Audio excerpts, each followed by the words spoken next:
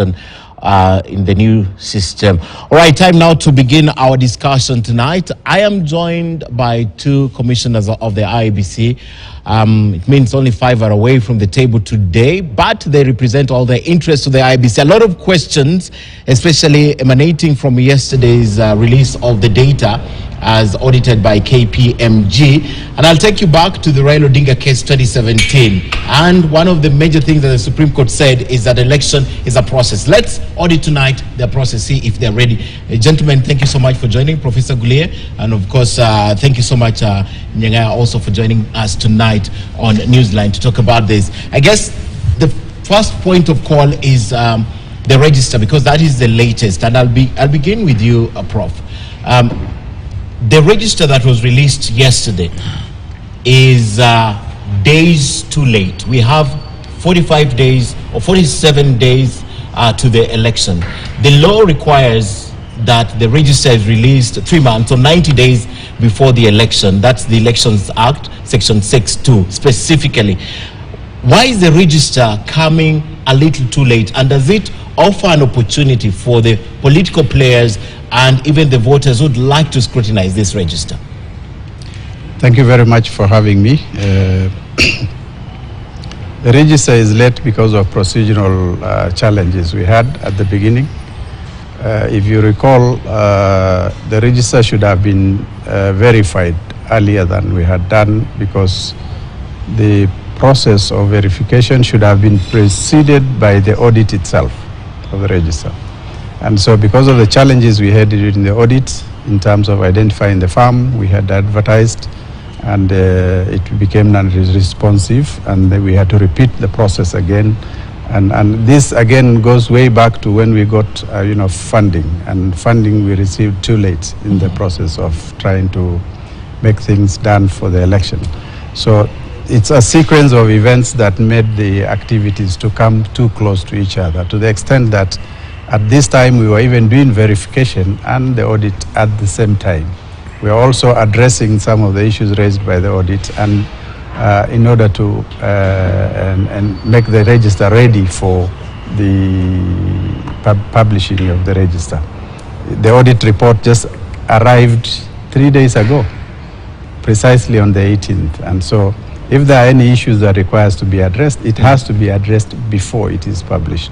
So this sequence of delayance is actually what has made us not to publish as scheduled in the initial plan. Will we see it tomorrow? Will we get it published tomorrow? That's a promise from the Commission.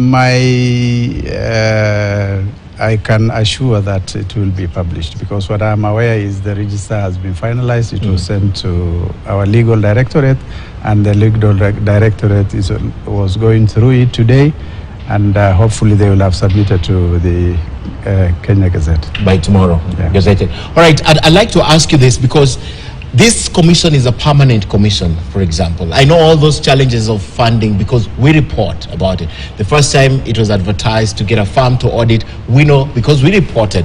But this is a permanent commission. Don't you think your commission is a little reactional to issues rather than proactive? Because this is something that should have been set in stage long before the election. Thank you, Ken, for having me. There are certain aspects of work that you might want to plan ahead, but sometimes plans don't work as efficiently as you have planned them.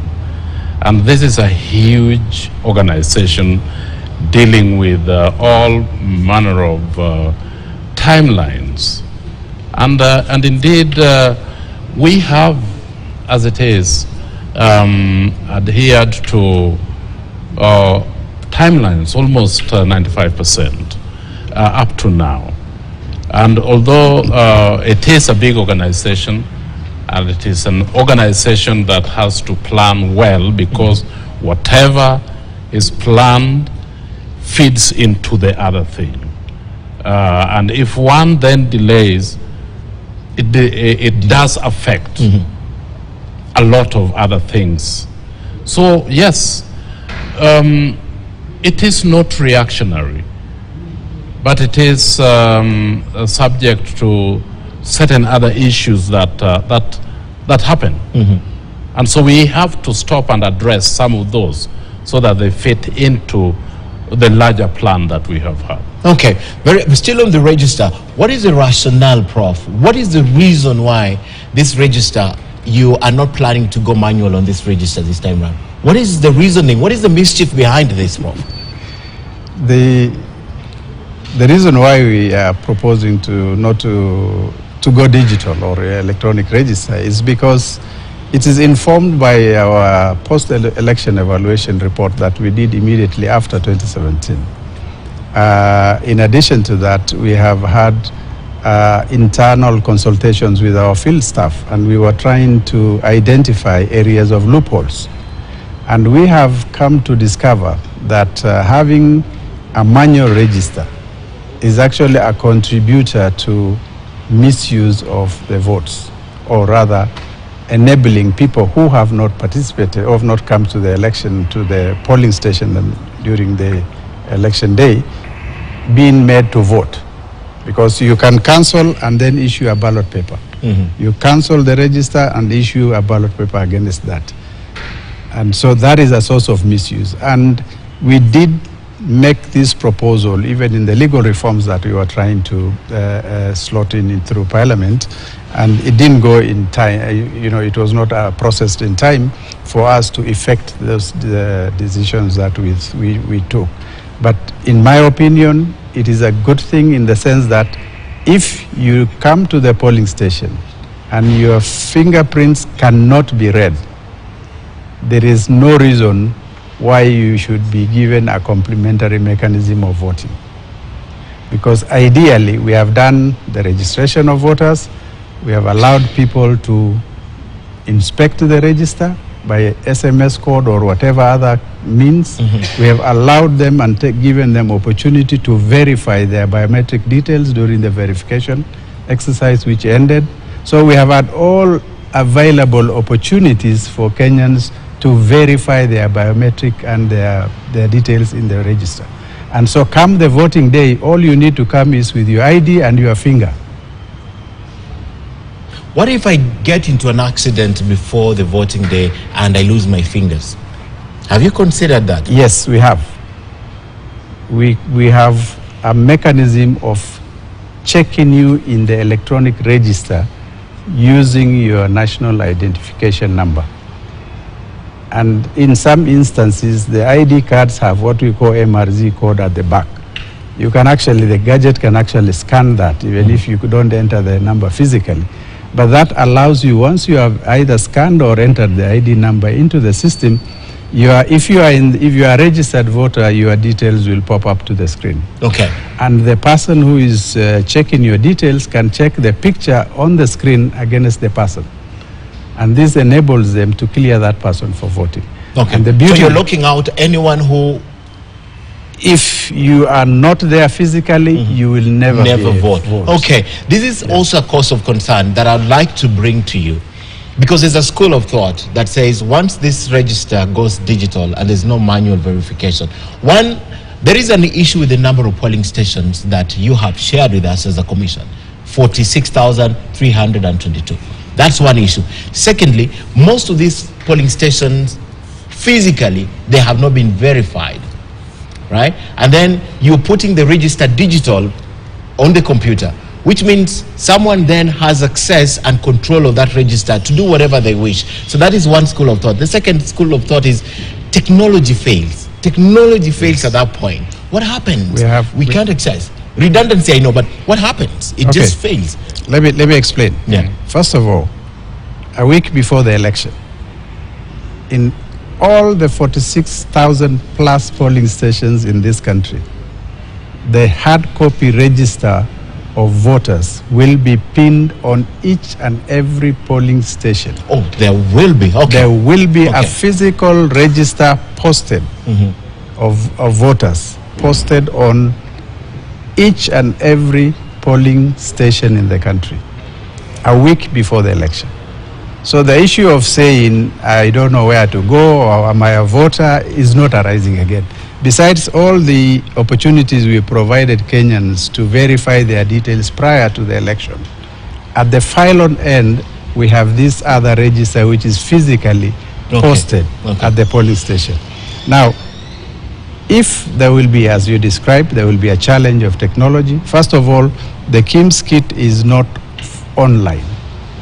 It is offline. The register is actually loaded on each and every kit. Specific to that polling station? No, it's not specific to the polling station. It is specific to certain region of the register. Okay. But what happens is in each and every... Sorry, just break down. I will tell you. Yes, I'll tell you. What it means. For every polling station, once the day of the polling begins, the ballot papers have a code. And so this kit will scan the QR code on the ballot papers. This therefore means that kit is locked to that polling station, and only the details of voters in that polling station will be pulled out of the database that is in so there. this is a KIMS machine, right? So you're opening the ballot that day, and you take one ballot paper and you scan it. It's actually on the box that contains the... on the box. There is a sheet. To that. There is a sheet that explains the polling, the county, the constituency, the ward, and the polling. So once I scan it, then this KIMS kit is locked to that. Okay, let me hear from you. The challenge of technology. Technology will always be a challenge. One of my friends told me that if you have a problem, worry if you don't have a solution. But technology will always we will always have a problem, even the best cars in town. But this particular one, I'm telling you, we are ready with what needs to be done, because we have about 4 KIMS kit. In the event that one is not working, you replace that one. No, that's not the issue. We're not talking about hardware. We're talking about the software in the KIMS. But you see, that's the technology. It's not the hardware. Yes, the hardware can even be switched off, but the technology, once the technology fails, this is an overall technology. When it fails in one, even if you bring another one and replace, Commissioner, it will still have a problem. What kind of technology are you talking about, Ken? Because Prof has already told you that it is offline, and you work on this in the sense that you touch it, you manipulate it, it works. If this one is not working, the other one will work. Because if it is online, then you can argue that the network is not working. But in this, it is not online. So you will actually manipulate it and it will work. If it is not working, you replace it. For one reason or another. So your redundancy level at the polling station is 4 KIMS kit. No, it's not 4. It's per ward. Per ward. We will have 4 standby kits in every ward. In every ward. And we know this from previous experience. The failure rate of our KIMS kits are not many. Okay? And therefore, we do not anticipate more than 4 or so far kits in a ward to fail. And that is why we have 4 standby kits for every ward to replace any that may become non-functional. Very interesting, very interesting. But I still want to talk about technology, unless you have something to add, because about a week and a half ago, I saw all of you at the Bomas, and you were basically testing just slightly over 2,000 polling stations. I mean, the system, one candidate aspirant, chief agent, asking that question, because 2,000 it's failed, you're going to look at over 46,000, Commissioner. What is the redundancy level again for that in terms of transmission? I think we have learned from what we were dealing with in Bomas. And this is something that we will want to do again, maybe a month before the elections, so that we can run it again and see if indeed we have learned from what had happened about 2 weeks ago. What happened? What happened, Commissioner, 2 weeks ago? 2 weeks ago, there are two things that happened, Ken. One of them is that not all the partners, the stakeholders that are providing technology in terms of communication were there. There were only two. The bigger one was not there. But right now we have all of them to be able to provide that kind of service. And so that's the reason why I'm saying that we need to test it again a month before the elections. And the network, as it happened, didn't work because we were dealing with transmission. At the transmission level, you have to have network. And that was a problem that we were dealing with. Commissioner, you had the choice of choosing which polling stations. I know it was random, right? Yes, you had the choice of choosing specific polling stations to do a simulation. But you chose the ones that will fail you the first time in front of Kenyans. But we also didn't want to be dishonest. I mean, we have to have, we have to choose them at random and learn from that. We, as we had explained anyway, before that time, we also chose the ones that did not have 4G network or 3G network. But we also chose ones that we could use the satellite phones so that we see and test that indeed it was going to work. Okay. Things did not turn out in the best way possible. And I think about 35% failure, which is a big thing. But this time, I think we have learned from that. Okay. Yeah. The law also mandates you, I'll go back to the law once again, to test this equipment. It's quite early in time, you know. And this is another reaction that the IEBC is doing. I mean, it's coming late in time. Let's say, for example, in 1 month, we have 48 days I can see on the screen. In 1 month, which is about 18 days away, Prof. Same test, same simulation, something like that happens. How do you plan to deal with this? First of all, I think going forward, Kenyans need to have a serious discussion on how elections are funded in this country. I'm saying this because the law says 6 months to the election, all technology must be in place. Yes. Assembled. Tested. Yes. The question is, when did IEBC get its first budget for these 2022 elections? The last 5 years, we have been asking, can we be given money to start preparations early? Election is not an event, it's a process. The event is the day. The event is the day. Yes, the event is the day. We have been waiting for 5 years to be funded, only to be given at the 11th hour. And now we are in a mad rush to do multiple activities simultaneously. Activities that should have been done in sequence, one preceding others. And I think this is what Kenyans need to decide. Is this how they want to gonna do their elections in future? Definitely not. And I think unless that changes, this problem will recur in 2027, it will recur in any other election thereafter. Now, we got money and we started the process of procuring for electoral technology service provider way too late. And then what happens when we identified, we had all the court cases of vendor wars. And it was not until, is it February or March? February. When this issue was settled. That is the time we were getting a service provider. And that is way after when we were supposed to have assembled our electoral technology for purposes of the 2022 August elections. So there are certain activities that preceded the challenges that we are facing.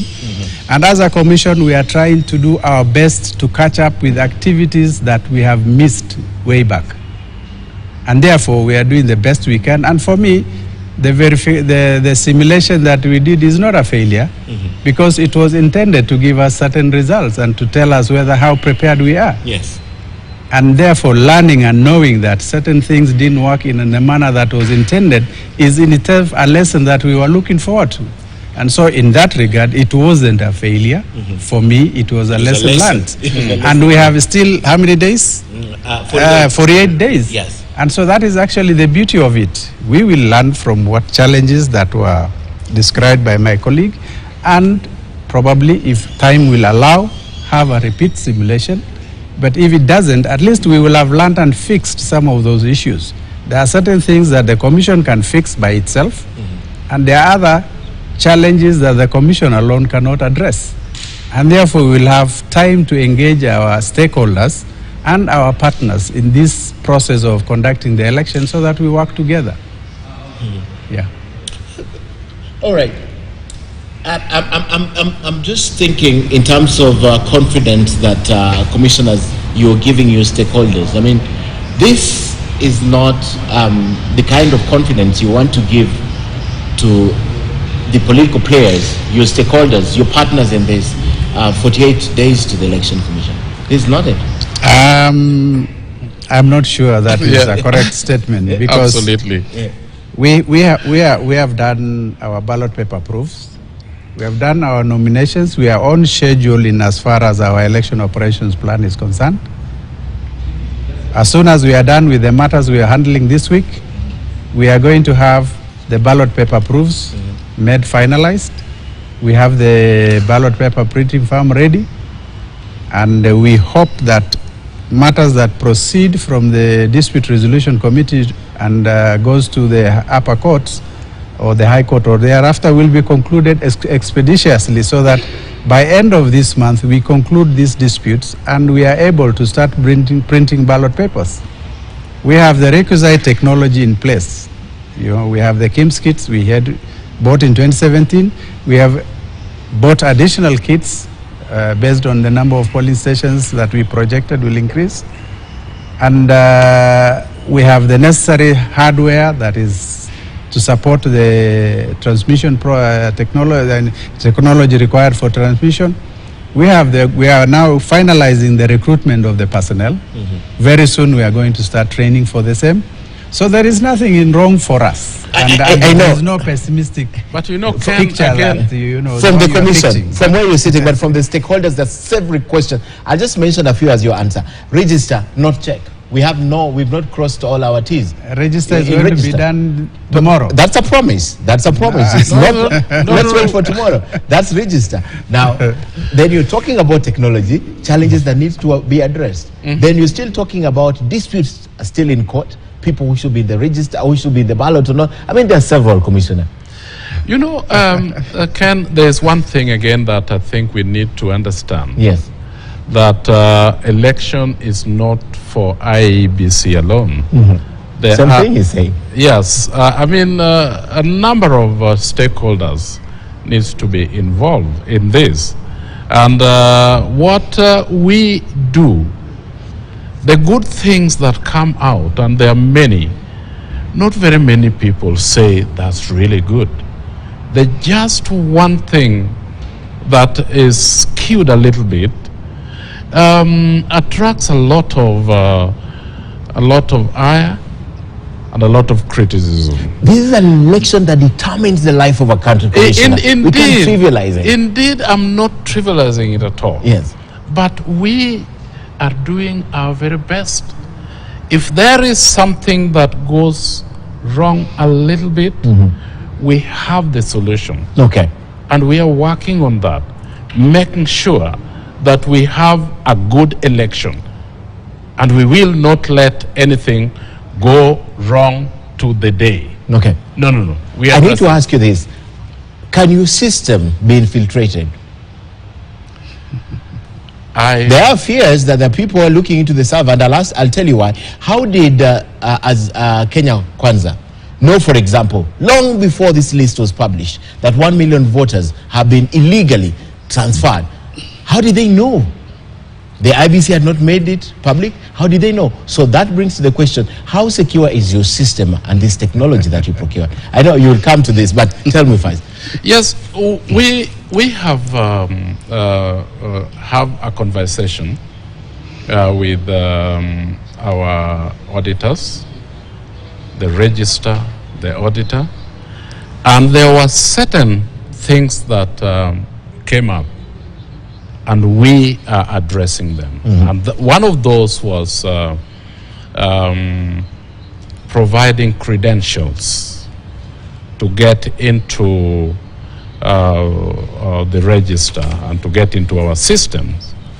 And these ones have been addressed. And how we have addressed it in the short term is we took away all those credentials. So no one anymore has a credential to your system. And the only person that needs to do something within the system is therefore given, but not for too long, because if they are not doing anything, then they don't have to have it. That is one thing that we have. And this is internal. I hope you're saying the internal. That is the internal. Okay, not external. But then the external, we are addressing as well.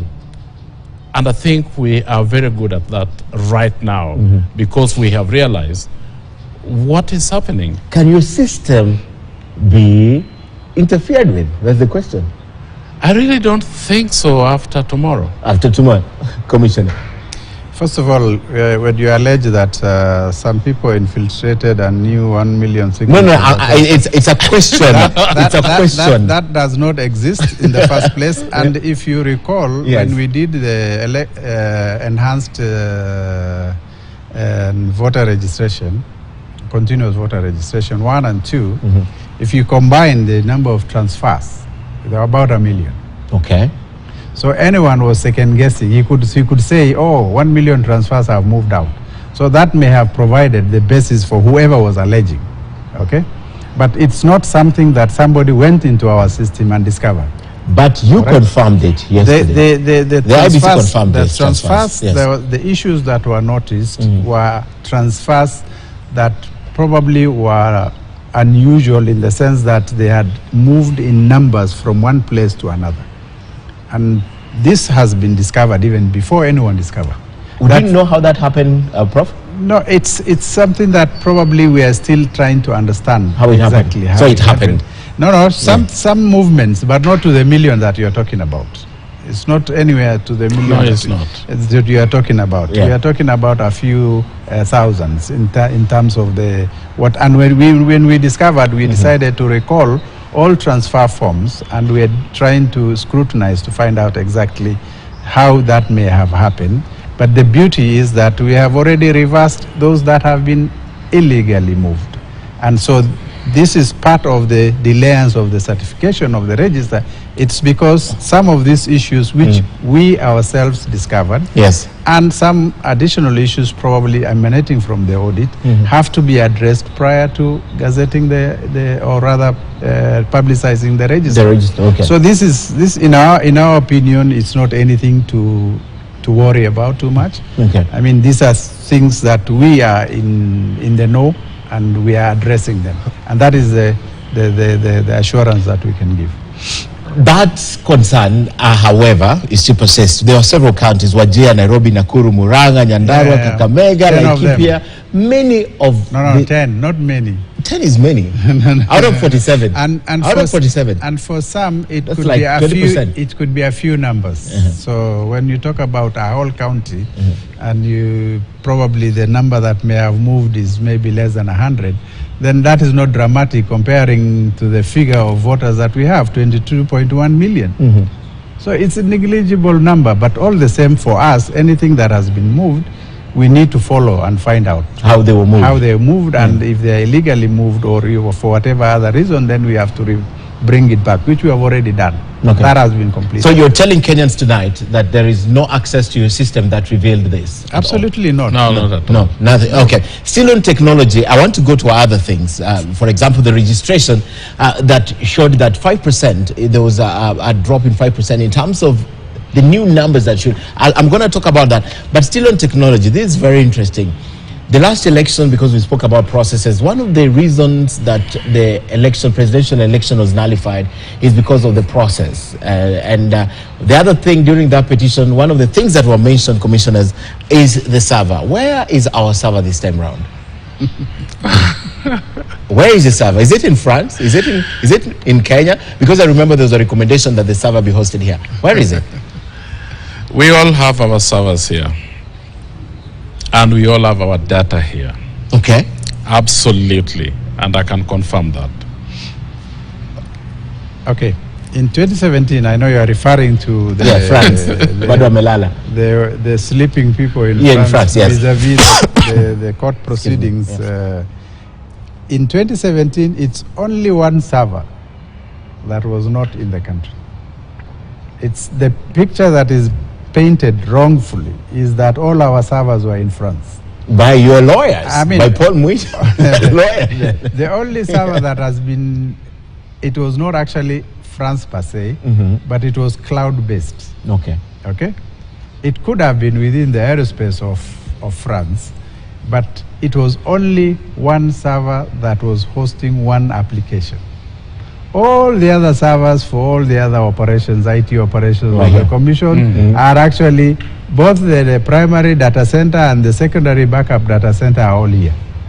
And in this particular election, we are not having any server anywhere else. Okay. All our servers are hosted within our borders. So okay, you won't, I know you discuss where, but at least. I will not tell you. You know, you can't tell me, I don't even want to know. But I can assure the country we have a primary data center, and we also have a redundancy center, or a secondary data center. Okay. And they are not in the same location, and they are not hosted by the same partners. We have, for purposes of ensuring that there is business continuity, we have hosted them in different institutions. Redundancy, once again. Very interesting. So this time round, Commissioner, if there's a dispute, servers will be opened. They were open in 2017. No, they were not open. We don't know what's inside. They were. Limited. They were. I don't want to go to They were. You didn't want to say it, and nobody, all the journalists conveniently ignored it. The opening of the server. The truth of the matter is the servers were opened, albeit 2 hours to the deadline. Okay. Okay. That's why we couldn't get results to the court. From when servers. we gave access, at the time, people were in a hurry to go back. Oh, to court. But actually, they also wanted to prove the fact that the servers were not accessible. So when we said it is open, look and get what you want, they all ran away because they wanted to say the servers were not open. And the courts agreed with them. Yeah, of course. And the court agreed with them. All right. I know one of the things that the court has said, CJ Mathaka Kome has done, has said is, I remember that meeting that he had with the IEBC, that there shouldn't be a mistake this time round. So let's see, hopefully Kenyans will count on the IEBC and the systems. I want to talk about the registration. The projection, your own set target, you failed it once again. You wanted to register at least almost 10 million new voters, right? It failed. You got about 3 million new voters in the new roll. And remarkably, what you're saying is that the number of new people registering, who are the youth, the new voters, declined. How is this possible, Commissioner? That the number of voters compared to 2017, new voters, declined. How is it possible? After a 5-year period. Let me say that we did not target 10 million, but we targeted 6 million. Okay. And that 6 million was informed by the number of people, young people, that had not been registered since 2017. And we took this projection from the National Registration Bureau. And when we went out and we wanted to, and we said that the number of young people that had registered were in the range of 6 million. That is what we were targeting from 2017 to 2022. And we did not fail. because in this country, still there is no compulsory registration and voting. We went out, our kids were working, we served everybody that came to register. None was locked out. None was locked out. And for us, that is a big success. We encouraged people to come and register to vote in 2022.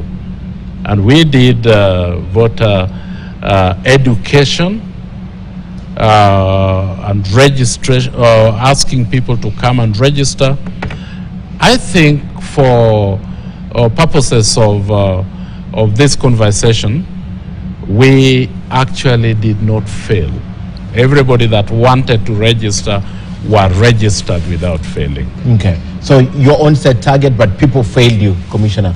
It's the young people. Why do you think, well, this will look like politics, and I know you're not a politician, you are a commissioner, but why do you think, I hope I get an answer, why do you think the young people, the 6 million that you targeted, were a little reluctant to come and register twice, even after opening the process twice? Yeah, okay. I don't want to be a politician. Yes, I know. The line is very thin. I actually don't like politics, but I'm unfortunately managing it now. The point is, we've had discussions with youth during that exercise. And there were a number of reasons that, they were giving. And key amongst them is the fact that, they say their life doesn't change. They have elected, they have seen people being elected in all these years for a number of elections that they had seen, and they see their life is not changing. There is no much difference, and I remember one time I was in Isiolo and I asked a group of youth who were near our registration kit, why can't you move and get registered? And they said, no, you know what, last time we had one of our own who was a youth like us, whom we propelled him to be an MCA, and having gotten into the position, he completely deserted us, and he has no connection with us anymore. And that anyone whom we give a job disappears and doesn't help us. And so they're asking themselves, what is the point of electing people? And I think that's an indictment on all of us. It's not just on IEBC that needs perhaps to see what can we do differently so that we can entice these youth to participate in the election. Now, something else that probably contributed to the low number turnout in terms of registration is the fact that a number of youth, particularly in ASAL counties, did not get their identity cards. And so a number of them didn't have ID cards. And an ID card, an identification card being a requirement for purposes of registration, then of course many of them could not be registered as voters.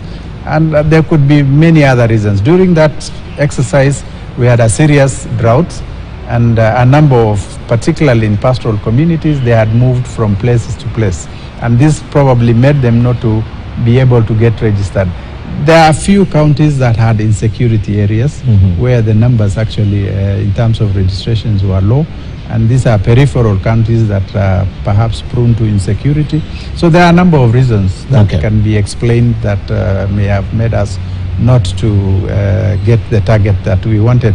But the key one is the fact that, there is disinterest by the youth in the electoral process. New voters, especially. Youth. Especially. Yeah. New voters. Yeah. Right, well, and by the way, Ken, let me just add that in some of the areas that felt that for a very long time, many years, the government had looked down upon them and did not support their interests in terms of development and otherwise, did not have access to IDs. And those IDs, wherever they wanted to have those IDs, it will take 6 months. And sometimes those IDs were not for purposes of business or economic production, but to escape the police dragnet, who needed to see who is it that has or has no ID. So ID was not is not necessary in some of the parts of the countries in this country. So they didn't have any motivation to have an ID. Okay. But in other places, an ID is a document for production, economic production. You take your tea or coffee or milk somewhere, and they want to pay you when you have that ID. In some of the places that I'm talking about, there is very little economic activities that also requires an ID. Okay. So therefore, when you tell people to have an ID, by default, some of them want an ID not necessarily to register to vote, but for something else. Okay. Yeah. So they have no motivation.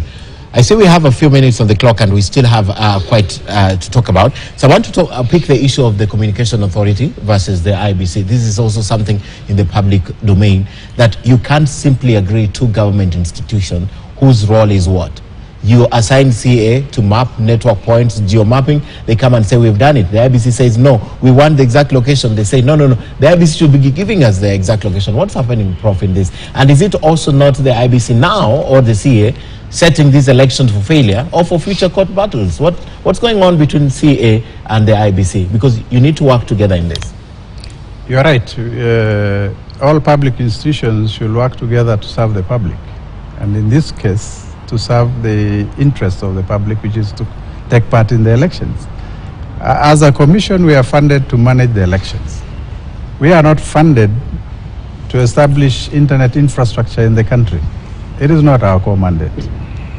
It is somebody else's mandate, another institution, and ours is to rely on that institution to provide the infrastructure. Okay.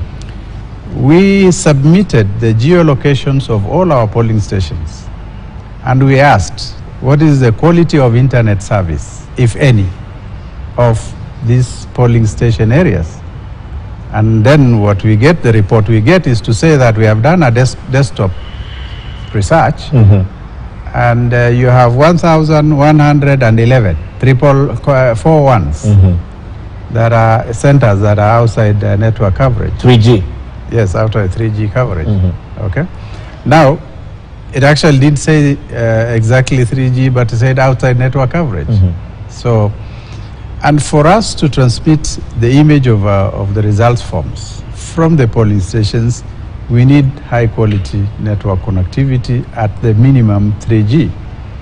And so if the area does not have a 3G, whose responsibility is it to provide 3G? Is it IEBC? It's not. But IEBC is made to incur unnecessary expenditure, and it's the same Kenyans who will come back to complain that our elections, our elections are expensive. Exactly. Because if there is no 3G, what it means is that we have to have satellite modems. And this satellite technology, in terms of accessing internet, is not cheap. And so we will have to go back to the same exchequer and tell them, you know, we need 8 billion, 10 billion for 3G satellite modems to get 3G access. Probably a fraction of that would have been spent in the last 5 years if our post-election evaluation report was being implemented incrementally by all institutions. We probably would have spent a fraction of the money that we are going to spend on satellite modems. We would have just, you know, strategically located base stations and invited service providers to put their gadgets there. And is that the responsibility of IEBC? No, it's not. So how do you know these locations that you're going to provide? Are you acting still on the desk survey? How do you know this 1,100? Well, we have just finished the exercise of candidate registration. We are embarking on the phase of, you know, training of our poll officials. And so in between these exercises, we will have to ask our returning officers to do a physical mapping to determine the strength of the 3G, the internet coverage in our polling stations. So you're going to take over that job? So this CA is giving you. We have no other choice. We have no other choice. You have to do it as IEBC. It's either we do it so that we know where do we need a satellite modem, if at all we can afford. And if we can't afford, we will come back to the Kenyans and tell them, in this number of polling centers, we do not have 3G, do not expect us to transmit results We will from have them. to move. We will have to move. Yes. Approximately, Commissioner, out of the 11, how many votes, how many total number of votes from the basket, 22 million? We can't know that because until we publish the register, we can pin the number of voters to a particular polling station. But do you know the polling stations that are affected as at now? We have been given a report. I hope ICT has finalized analyzing that report, and we will be able to isolate those areas. Those all right. centers. Finally, one major concern with this election is the minor KI case, which was very clear on the point of concluding presidential elections, which is the constituency. Why can't the IBC, and I need both of you to weigh in on this, why can't the IBC commissioner just do this? Finalize the election at the constituency levels. Stop mirroring this at Bomas of Kenya. Call the election from the constituency, which is 290. Why must it be finalized at Bomas, Commissioner? You know, Minor K did say that election announced at the polling station is final. Constituency, not polling. No. Constituency. It is presidential. I'm talking about presidential. Ingine ni sawa. No. Let's just go there because that is important to us. Okay. The 700 voters at the station counted, verified at the station, signed and announced. That is final. Fine. Okay.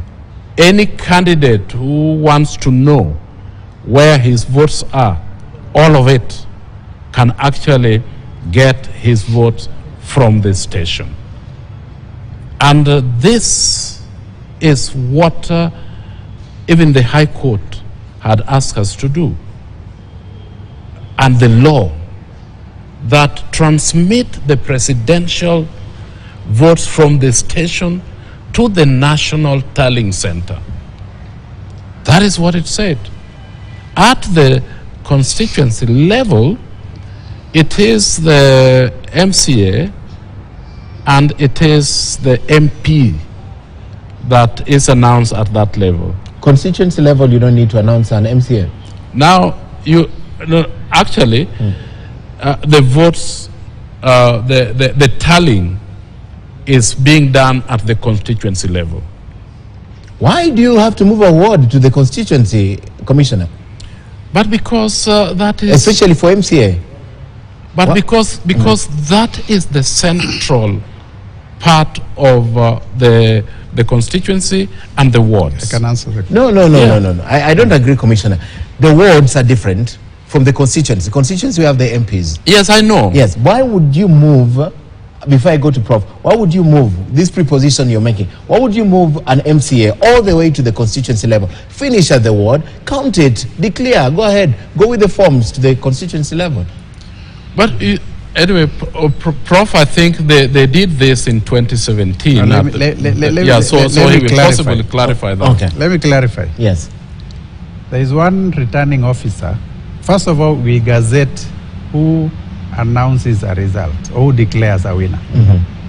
And in the case of the ward, we gazette the constituency returning officer to be the person declaring the winner. Now, in a constituency, there could be several wards. Yes. Now, if what you are saying is to be done, we need to have a returning officer for every ward.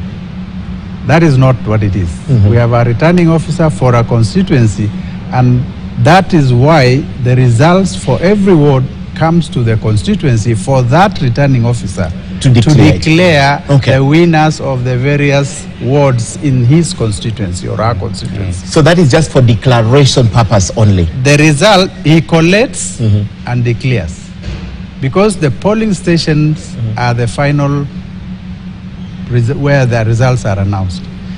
A ward will have several polling stations.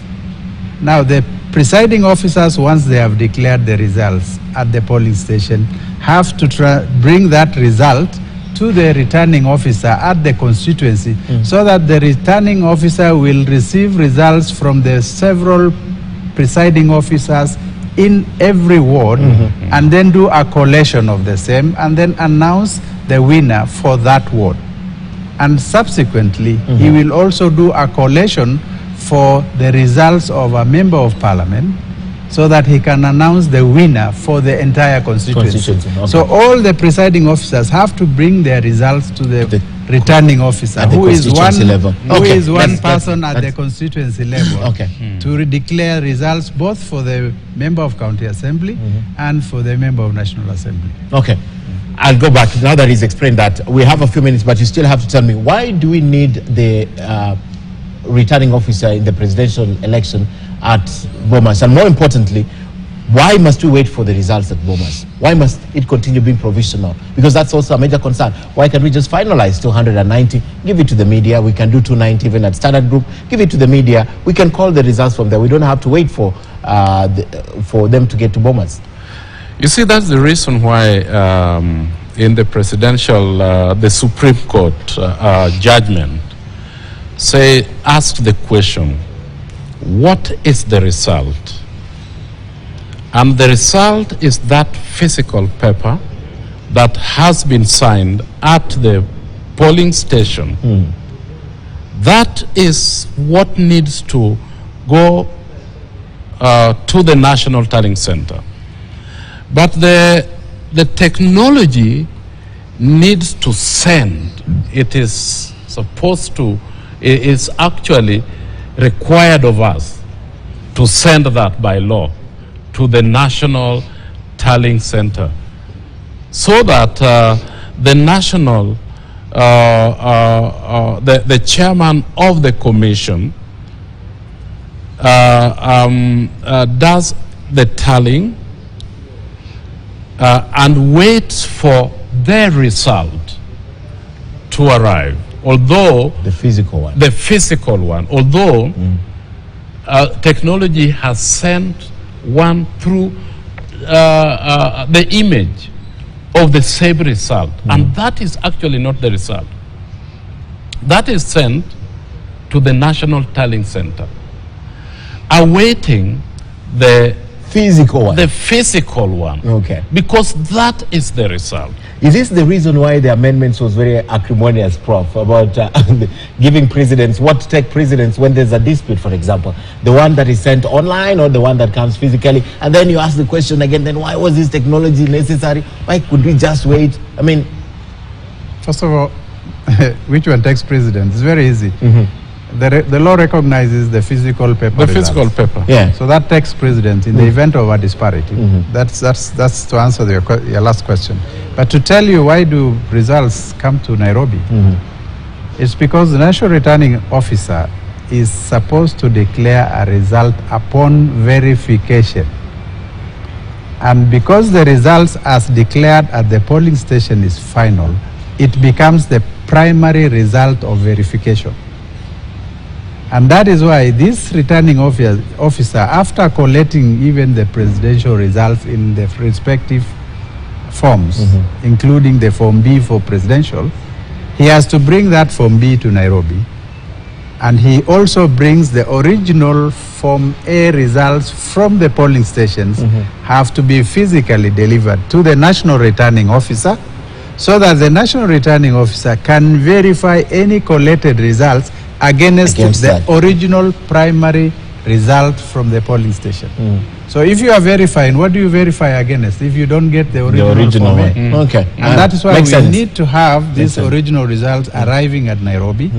We can do all the collations prior through the transmitted image copies, but it becomes provisional. It has to be counter-checked with the original results. So, Commissioners, what you're telling me tonight, there's no mischief behind this? There is no mischief behind this. Absolutely. Okay. It is only to make things more transparent. And if there was any mischief, we will not be encouraging all presidential agents or even media to do your own parallel tally and tell us if there is any mischief. We are encouraging you, if you can. And we are ready to help talk to donors to help you to have a tally center so that you check what IEBC is doing. Okay. That would be a good idea. But you cannot declare any result. No, we will not declare. We just want to know. and we have done by elections in this country. Yes. And what happens is that at about 9 o'clock in the evening, all the candidates know their results. So at the tallying center at the constituency, in the by-election area, only one candidate turns up, the winner. All the others know that they have not won because of what we are doing. The result announced at the polling station is the result. And the agents take that and give it to their own candidates and saying, station this, station this, station this. This is what we have. It looks like we have won. Okay. It looks like we have not won, and as the case may be. Okay. Finally, as I let you go, because we have overshot our time with already 5 minutes, I'd like to ask this. In the last election, the commissioners that served 2017 election, there was a lot of allegations of division, of doing people's bidding inside the commission. Would you look into your cameras and say that this time around, Kenyans, we're working for Kenyans and not working for individuals? Absolutely. And there's no division and cold war within the commission right now? There are differences, as there will always be, but those are sorted out in plenary. Okay. And I'm telling you, we are working together. When you look at me and you look at Professor here, he is an old commissioner, I'm a new one. We are working together and we are working for the people of Kenya. Okay. I assure you that that is the situation and that's the case. Prof. First of all, a boardroom that has no divergent views is not a boardroom. In any boardroom where there is a serious board meeting, there will always be divergence of opinion and views. But it's all about how you end up in the final, after the discussions. And as a plenary, as a commission plenary, we discuss our issues, we put our issues on the table. Of course, all of us have one thing in mind: to have a free, fair, credible election for this country. And I have no doubt in my mind that all my colleagues, or all of us, have that and that alone in our mind. Okay. We are not bidding for anyone. We are bidding for the people of Kenya and for our country. Okay. In 30 seconds, you are not done? No, I was done, but I wanted to just brush through something about the polling station. Go ahead. I think despite all the efforts we put in to try and educate Kenyans on the polling process, it is still, there is a lot of Kenyans who talk to me about, ballot box stuffing, kulinda kura, or safeguarding votes. Those things are things of the past. We are in a digital era. You turn up at the polling station with your identification card that you used to register. We identify you. You put your finger on the KIMS kit or the identification machine. We identify you positively, and we give you a ballot paper to go and cast. Now, once you are done with that, at the end of the exercise of polling, at 5 o'clock or whatever other time that it's closed, the polling station converts itself into a tally counting center or a counting hall. The contents of each of these boxes will be put on the table. And in the full glare of the agents and in the full glare of any observers and media, counting will be done. Thereafter, the statutory forms will be filled. And once they have been filled, every agent present will be asked to counter-check. Once they have counter-checked, they will sign and the POs will sign. They are allowed to have copies of the same results. They can take pictures. They can take pictures, put in Facebook, wherever, WhatsApp, wherever you want. And that is to make sure that there is transparency. And once the results have been from the contents of the boxes have been transferred into that form, and the image has been posted all over. In fact, one is posted on the door of the polling station itself. There is no need to safeguard that barrel box and its contents. Go home. You go home. I mean, it's it might be recalled. recalled. It might be recalled, Commissioner, by the Supreme Court. They want to physically verify the content of that box. It doesn't matter. We have the counterfoils. Okay. So finally, I know it's 48 days left to the election, Commissioner. You have spoken about the challenges of funding and all. So I'll just give you 30 seconds to assure Kenyans that if the election was to be called today, you still do a good job. And if you have these 48 days left, you will still do a good job. Just in 30 seconds. Martin Luther King used to say that keep your eyes on the prize. I'm asking Kenyans to keep their eyes on the station. That is where the results are meaningful. You go in, it is counted, you are given the result signed by agents, and you know the number of stations is going to be about 46,000. Yes. Everybody knows where those stations are. No, we don't, though. No, you know where you come from. Yes. Your station. Yeah. And everybody knows that their stations are... Or where they vote. Where they vote. Okay. And you will know that 48,000 stations... 46,000 stations. Those are the stations that will be producing the results that will be counted. Okay.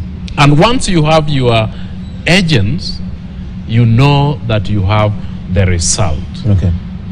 Don't ever look elsewhere, because there will never be results from elsewhere. Okay. It will be from the stations. Okay. And if you don't keep your eyes on the station, then don't blame people with exaggerated imaginations that your results have been stolen. Nobody steals anything from the station if you are there, and you have to keep your eyes on it. So that's not that's a good explanation, but do you think you are ready even where you are right now with the election?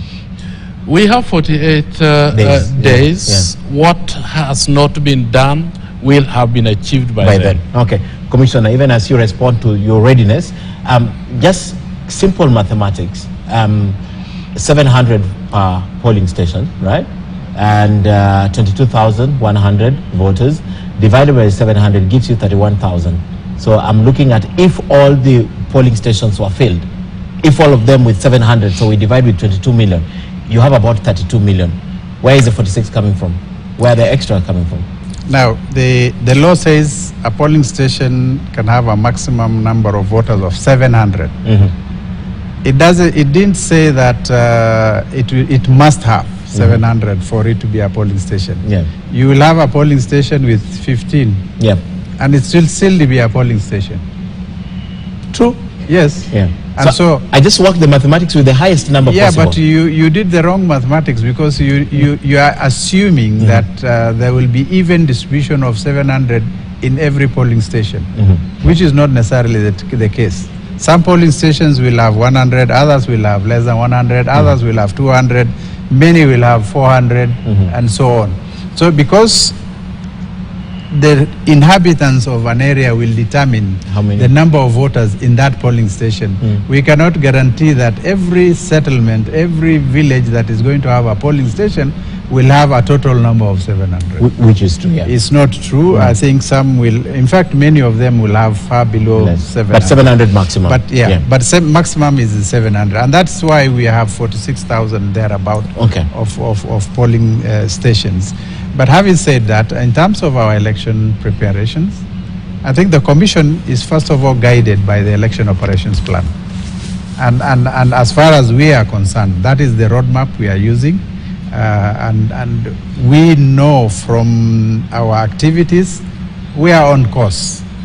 We have caught up with the activities that probably should have started long time ago, and we have now at a place where we can say the remaining phases of the election operation plan can be completed before the election. Okay. But I need to ask Kenyans, we have 6 elections in one day.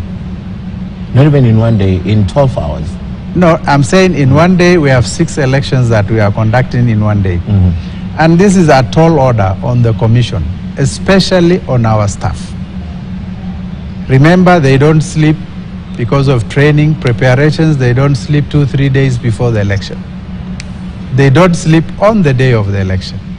They do not sleep a day or two after. Some of them traveling to Nairobi to bring results. It's a huge task and responsibility on them. And we ask every Kenyan to be kind to them, every Kenyan to be supportive to them. These insults being hurled left, right, center is not helping the commission and the staff. It's actually demoralizing the staff. This is the time when we need to stand with our staff, help them to get through this process, encourage them. If there are any issues, the commission has an open door policy. Please come and tell us you can improve our election if this and this is done. And in that, constructive engagements, we will all be winners at the end of the day by having a very successful election. Okay. Yeah.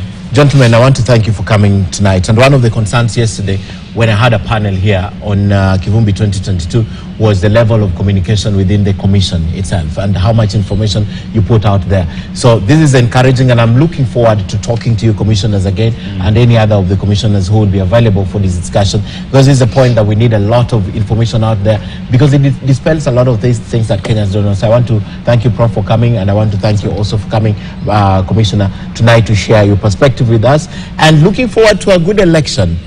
Well, this has been Newsline. Thank you so much for watching. My name is Ken Mijungo on behalf of Damian Evans and Aaron on sign language and the whole team. Have a good night and God bless. And definitely we'll do this again when we get an opportunity. Good night.